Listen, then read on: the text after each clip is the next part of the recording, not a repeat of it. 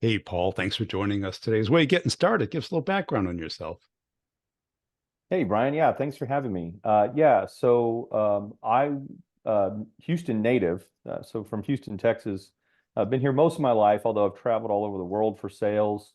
But because of my being native to Houston, it's no surprise that I'm involved in the oil and gas industry.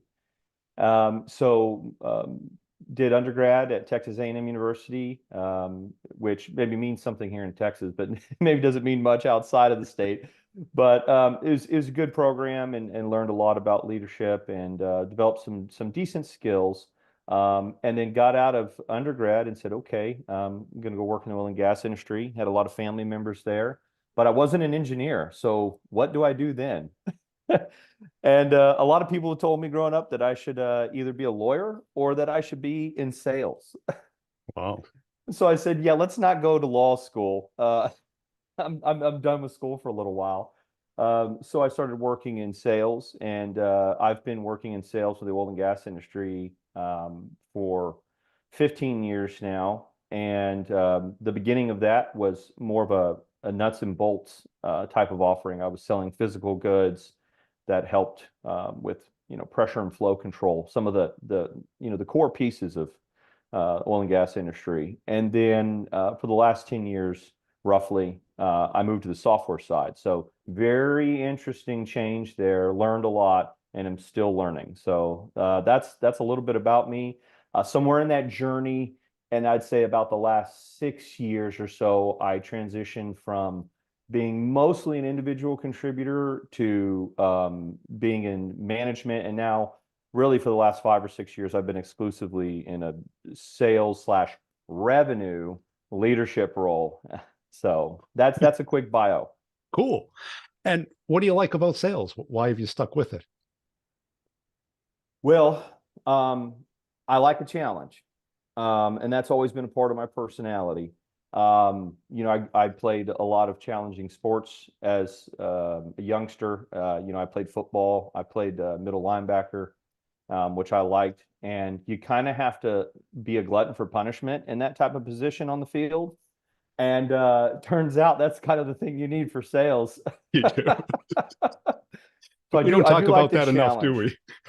we? Yeah, I like the challenge, but on a more serious note, I find it very stimulating. At first, I think my perception of sales was the same type of perception that a lot of people have, which is, well, either you got it or you don't. Yeah. Some people are just Personality cut type. out for it. And yeah, and I think that there are personality types that maybe can step into it a little bit more easily than others, but it's not something that can't be improved. There are things you can do to get better, and I think naturally I had a pretty good personality for it, but I've started to become a little bit more intellectual and practiced, and I find that stimulating. And the fact that you're having to deal with clients all the time and everybody's different, especially in B2B. I'm in B2B SaaS. Um, there's a lot of variety, so I find it very stimulating. Yeah. I, I was actually in that space for quite a while and enjoyed it. I found Texans to be very upfront, honest, straight shooters. Yeah, we have a culture and reputation for that. That's how I was raised, quite frankly.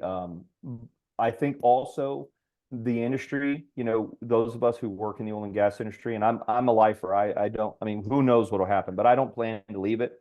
It's an industry that's important to me for a lot of personal reasons. But it goes hand in hand with the state culture because the oil and gas industry has a lot of people who you sell to that have a very pragmatic disposition because they don't have time to be highly speculative about their work. It's very project based. It's either you're, making educated guesses, but still guesses nonetheless about where hydrocarbons might be. And that requires a lot of money and it requires a lot of expertise, and you need to get it right. Or you found those hydrocarbons and you need to produce them safely, efficiently, and in a way that you can market at a profit, which is actually incredibly difficult. So the entire industry attracts people who are very pragmatic and results driven. And so that's created a culture where if you're selling into this industry, right, you need to mirror the client and you need to have very clear offerings and communicate them well if they feel like you don't understand the space and you're not from the space, you kind of get pushed out. It's a bit of an insular space for that reason, but it's a good reason. Yeah. And what sales characteristic do you feel is your strongest? Oh gosh, that's a tough question. As an individual contributor, I would say the strongest trait that I probably have is my interest in people. I'm genuinely interested in human beings. You could ask my wife. I mean, if you have something to say to me at the ice cream parlor, I'll listen and I'll give you my full attention, because I feel like people are exciting and you never know what you're going to get out of them. We're very interesting creatures. And I have had so many miraculous moments happen where I'm interacting with someone and they make an introduction that I never thought could be made, or they give me an insight that I had underestimated that person and didn't think that they would really have. And so being very curious and interested in people, I think is probably the best trait, because if you're not that, you're probably going to get fatigued. Yeah. I mean, a lot of people are that way because they don't like talking. Some people like listening Yeah. or don't like talking, so they'd rather the other person talk. Hmm. That makes sense. What's going through your mind when you're curious? What are you trying to learn or understand? Well, usually it's one or two things. Either it's how can I, from a selfish perspective, it's like how can I grow or benefit from this interaction, right? I'm always looking for growth, right? Because I'm competitive and I do like the stimulation that comes from sales, and so it never the learning never stops. And so for self-interested reasons, I'm typically wondering, like, what can I learn from this? How do I stretch myself a little bit, get better and better and better?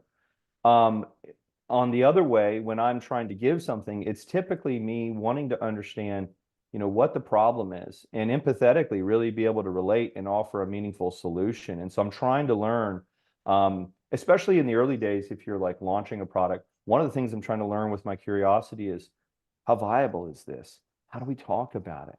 Right? What's the pain really? Am I assuming I know what it is, or am I actually listening and hearing what it is? Yeah. Did you ever make that mistake joining a startup where the product didn't match the market, where there was this kind of a science project that they thought, and there's a lot of that in the petroleum space, isn't there? There is. I not as a whole company, but I've I've been a part of efforts where we had an established product, we had a product that sold, and then we also tried to offer other ones, and those didn't go so well. Oh, So not as a whole company, I don't have that experience of something just totally flopping, but definitely seen additional product lines not quite take off and miss the mark. And there'd be a lot of confusion from product market fit all the way to what are our talk tracks? How do we communicate the value of this? Who are we talking to? And with B2B SaaS, as you know, um, especially in the industry that I'm in, it's like there's so many stakeholders. yeah. And so sometimes you've got the right product and you've got the right message, but you're not talking to the right people. Sometimes you're talking to the right people, but you're not communicating well, and it's maybe not right, product at the right time. There's layers of maturity, especially with the oil and gas industry, because a lot of regulatory considerations often drive commercial viability. Yeah. And who is the buyer on the customer side? Is it the engineers? Is it operations? Is it leadership? Yeah, it depends on your product. It's sometimes it's as simple as, it's an engineer. And if it's an engineer or a group of engineers, you're usually selling something that's very project driven, because that's the world they live in, Yeah. right? They have to deliver and move assets to get the hydrocarbons out and do something with them, right? Move them, transport them, produce them, refine them, etc. But if you're selling a product that's a little bit more aspirational, especially in the SaaS space, right? Then it'll often include other people outside of the engineers. So it'll include maybe like a COO or VP of operations who needs to standardize the way that things are being done across their organization. And in the oil and gas industry, you see a lot of silos because the companies, especially the larger ones, they have assets all over the world. And so you get these subcultures that are built, and they have their own leadership structures and hierarchical structures in the Middle East and in North America and in Europe or wherever. And what you find is they're not all doing things this, and it creates problems. And so when you're selling at that level, you're typically selling to someone who is tied in with operations. Of course, Yeah. then you can't get anything done though unless you talk to CIOs or CTOs in the SaaS space, because you get everybody excited about buying this thing, and then they come in and they shut it down and say, no, it's never going to work. The implementation is too difficult, or it's not secure enough. And so they may not be the ones you have to convince from a value standpoint, but you have to get through them. They're definitely they can be a gatekeeper. Yeah. And so who do you lead with? Is it the person using the product, or is it the person who owns the problem, or? Mhm.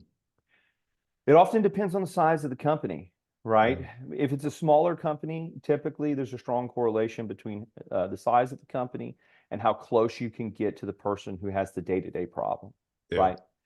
If the company's larger, then typically you may have to go to someone who doesn't actually have to experience the pain every single day, but the outcomes of that pain cause larger organizational challenges for them that they want taken care of.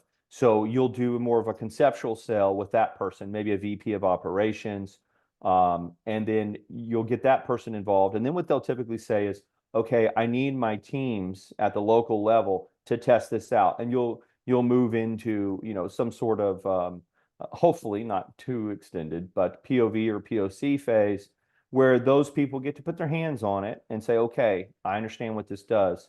And at that point, you're just getting consensus from the day-to-day users that you can then repackage up to the decision maker. Yeah.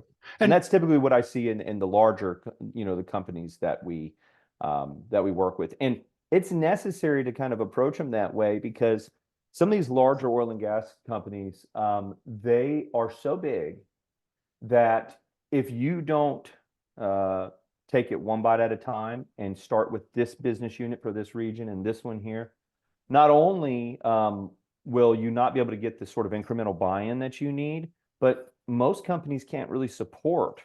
Most companies who are offering a B2B SaaS offering can't support flipping on a switch and actually taking on a true enterprise deal for, some of the largest oil companies in the world, Aramco or Shell, yeah. for instance. So is that your strategy, kind of a baby steps, get one division, one group, and then? Usually, yeah, Yeah. that's usually the strategy. But even if usually that's dictated by the client, and we're willing to reciprocate because it's a great way to get started. It's Yeah. manageable, right? We'll start with the drilling assets in this region, or we'll start with your production facilities in region A, right? And you see how it goes, and then you work to expand. And sometimes what these companies will do is they'll pit you against a competitor. They'll give a competitor one portion of their assets, and then you'll get another, and everybody will do a big evaluation. And so you may win that business, and they're paying, and they may be paying for, a couple years, but it takes that long to really win the entire account. And it'll culminate in a big comparison battle with you and maybe one or two others. And so that is something that, we find ourselves in quite frequently. And how do you win against your competition? Well, you have to I won't understand tell anyone. well, it starts with really just understanding the problem that the Yeah. client wants solved, and making sure that you know what that is, and being super intolerant about assumptions. That's one of the mistakes that I've made many times in the past, and I think, in recent years I've done a better job of getting out of that space. But wishful thinking doesn't win deals.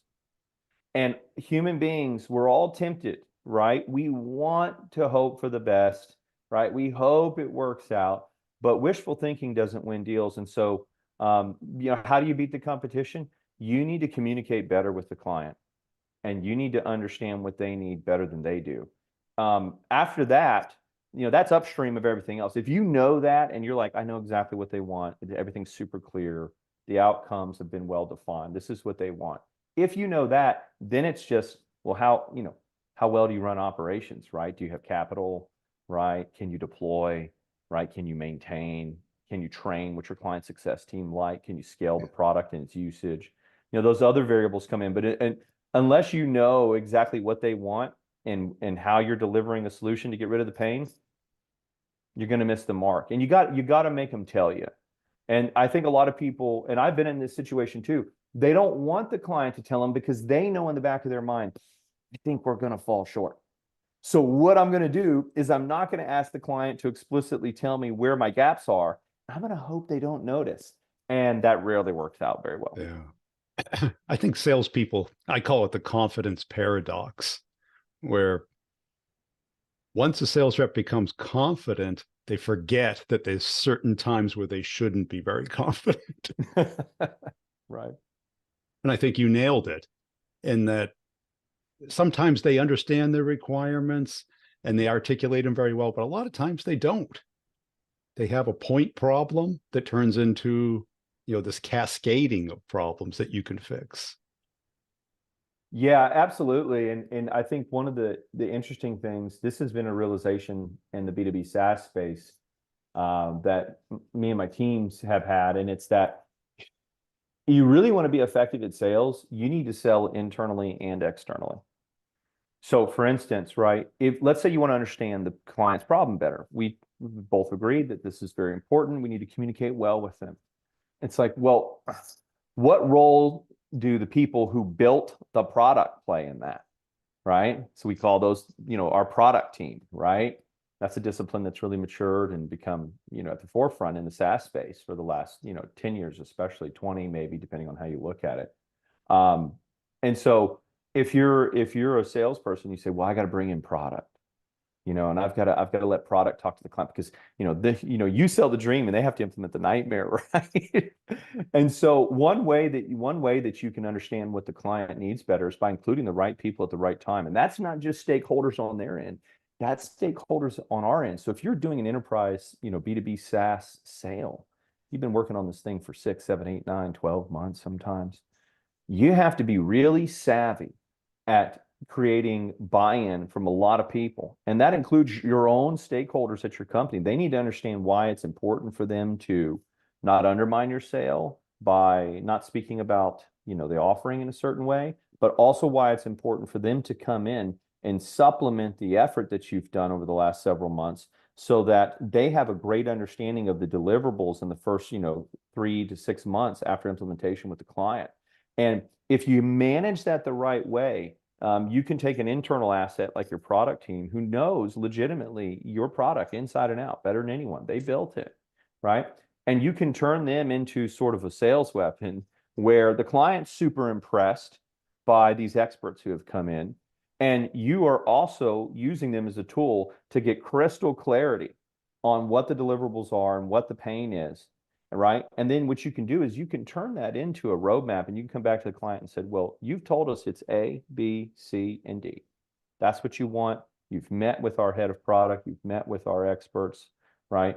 And we're here to deliver it. And then when you start to deliver it and you show that you're knocking down those delivery points, right, whether that's implementation, number of users getting onboarded, et cetera, right, they start to feel really excited and confident in you. And really, that's a careful orchestration of the salesperson on both external stakeholders and internal stakeholders. And there's often frictions in an organization wherever handshakes happen, right? And one of the things as a sales leader that I mention a lot to my salespeople is I say, listen, it's not personal, it's a function of the roles, right? Yeah. So don't personalize it. And then 2, use it to your advantage. Don't think, well, I just sold to the client and now I'm done. Everyone else has got to come in and do their part. No, you never stop selling. You're selling to the client. You're selling to your product people. You're selling to the engineers. Oh, and once they're all bought in, guess who you got to sell to next? Client success, because they got to manage it. And so the selling never stops. And if you really want to be great, especially in the B2B SaaS space, you've got to sell internally very well. Yeah.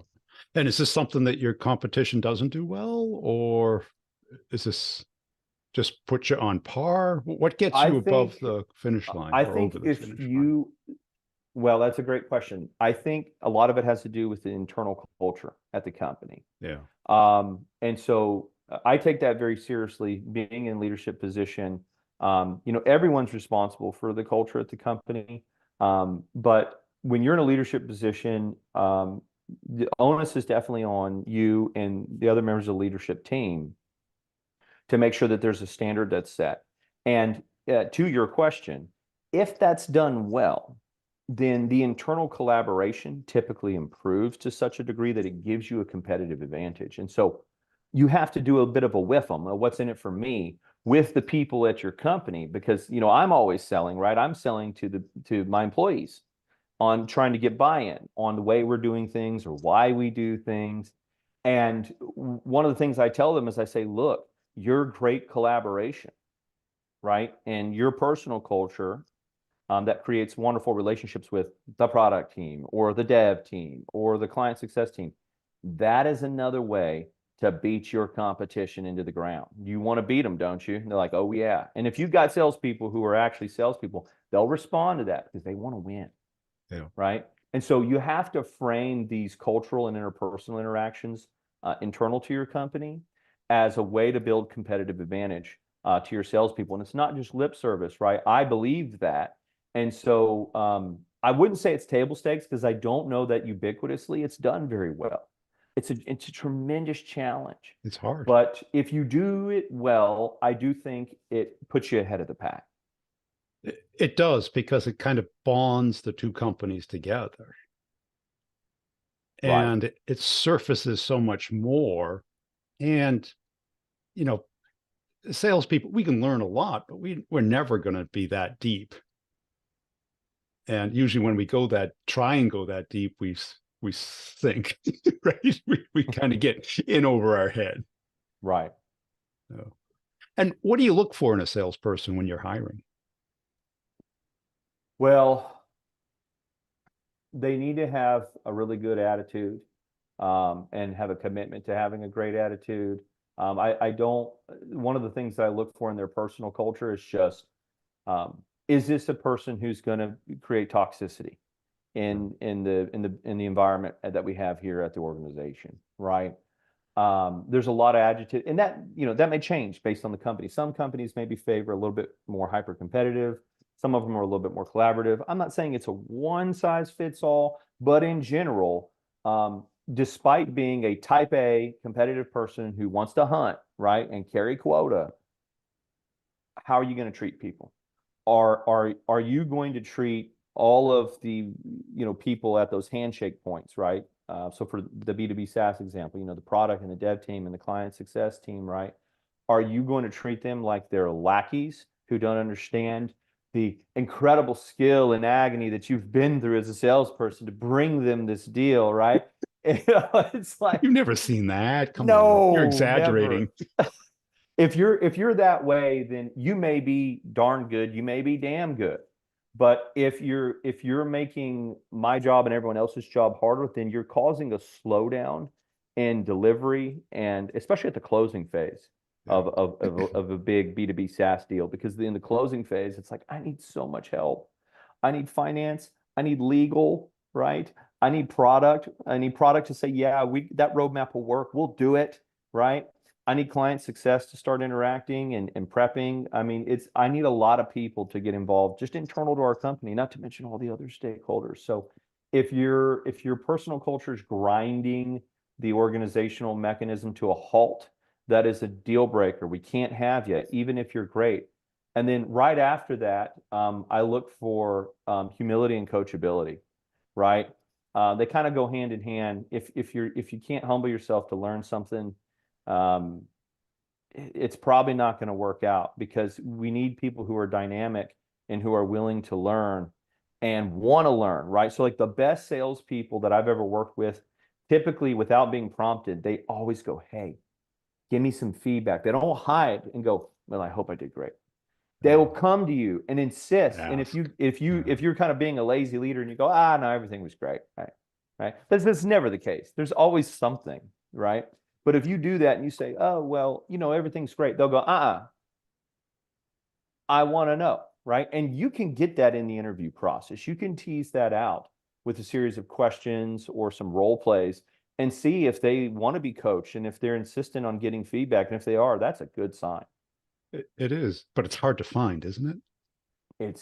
It's incredibly difficult to find. Well, I blame the information economy for that a little bit, and not that it's a bad thing. It's just a double-edged sword. You know, there's so much information out there that everyone can become an expert. And objectively, people do have more access to info than they used to. And so I think conceptually we're more well informed than maybe we were in the past, but that doesn't always translate to practice. So the concepts are good, and I'm glad that people have them. You need them. It's a framework, Yeah. but the house doesn't stand just on that. You've got to flesh out the walls and build it out, and that comes from doing the sales day in and day out, getting burned, losing, making mistakes, and being resilient enough and coachable enough to persist through those and come out the other side in a better framework than you had before. And why do you think most reps aren't or don't crave feedback, that they kind of assume that they're great? Well, I mean, to rob from what you said, I think there's a confidence paradox there. It's challenging because you got to really believe in yourself in this profession. This profession can be terrifying. Sure I can. mean, it is there. I have seen so many people come in it and then go right back out. They don't want to carry quota. They don't want the pressure. They don't want the uncertainty. And just you get told no all the time. And people don't like that. You know, they want to hear yes and they want affirmation, and you just get told no a whole lot. And so I think that to overcome that reality, you find that there's a lot of people who have a very high level of confidence, and they're willing to push themselves through things even if they don't have it all figured out. And I think that's a good starting point Yeah. to get you brave enough to walk into this profession, but it's not where you end. And I think that's one of the reasons why, to answer your question. People start there, they're very confident, and they just think, well, my confidence and my sort of like blind bravado will push me through the sale. But it's like, that's not a replacement for thinking. That's just enough to get you into the arena. Right. That's to make you look like you're not sweating to death, right? That's kind of, but that's right, because once you leave the meeting with the sales call and you're in the parking lot with somebody, you Mhm, should be like, okay, how do you think it went? mhm. Grade it, dissect it. How was the opening? Do you think we lost them? Yeah, Who well, and for sales leaders, I put the ball in their court on this one. I mean, every individual has a level of responsibility, but as a sales leader, you should create a culture where people are comfortable to do that, knowing that that's already the dynamic that's typically involved in this profession. So you should be very conscious of that. And you should create a culture that's very explicitly open and okay with that type of dialogue. If you punish people for showing a little vulnerability and saying, you know what, boss, like, I just didn't feel good about that, or I don't feel confident about this presentation coming up, I need help. If they feel like they have to fake it till they make it all the time, that's your problem as a leader. You created that environment and you need to take extreme ownership of it, or else your salespeople are going to lie to you all the time. They're going to lie in the data they put in the CRM. They're going to lie to you in the QBR. Okay. They're going to lie to you about how they feel before they go into an important client interaction or sales call, right? And if they're lying to you, you say, well, it's their fault, right? It's like, start with the assumption that everything's your fault as a sales leader and then work from there. Yeah. It's like a football coach, right? You got this clay to grow with and build. Mhm. And, did a football player ever have a hard time taking feedback? Sometimes, but we all think we're right until we watch the tape, right? The tape doesn't lie. Right. You can't argue with the tape. No. Well, what one thing do you wish you learned earlier in your career that you now value highly? Well, that's a great question. Um, okay. One thing that I really value highly that I wish I had known early on is it's okay. It's okay to get turned down and to actually trigger that action. What I mean by that is, um, don't be afraid to walk away from the deal. And the reason I say that is because, and this comes with experience. We talked about this, right? Conceptually, you're like, wow, hey, I could win this thing. It's like, well, yeah, you could play in the World Series, kid. But, it's like, is it really going to happen, right? Taking a very sobering assessment of what you've got in your pipeline, and being honest with yourself and just saying, look, I just don't feel good about this one, and here's why. And you should be able to talk to your boss about that, or your peers, and et cetera, and get some feedback, right? You shouldn't just be finger in the air guessing. But I wish I had known how okay it was to do that, because actually that's one of the secrets to actually winning some deals, because you don't realize how much time you waste on things that aren't going to convert. And this is a shameless plug, but I'm in a program at University of Houston, which is a master's in sales leadership program. It's a wonderful program, specialized master's degree. Not a lot of universities have them, so shout out to University of Houston for doing this. But the one of my professors, Carl Herman, who you should interview, he's fantastic. He says the most valuable resource a salesperson has is their time. And so I wish I had known it's okay to walk away from certain deals so Yep. that I could get more time back to win the deals that actually have a chance of winning. That's it. And we think we're giving up, but no, it's just focus. It's just It's a tough focus. lesson, but I wish I had known that earlier. Cool. Hey, Paul, really appreciate your time today. Where can people go to connect and follow you? They can follow me on LinkedIn. It's Paul Hayek, Hajek. And that's really where I am. I stick there. It's a B2B space. It's a professional space for the most part. And so I like that. And yeah, if you reach out to me there, I will respond.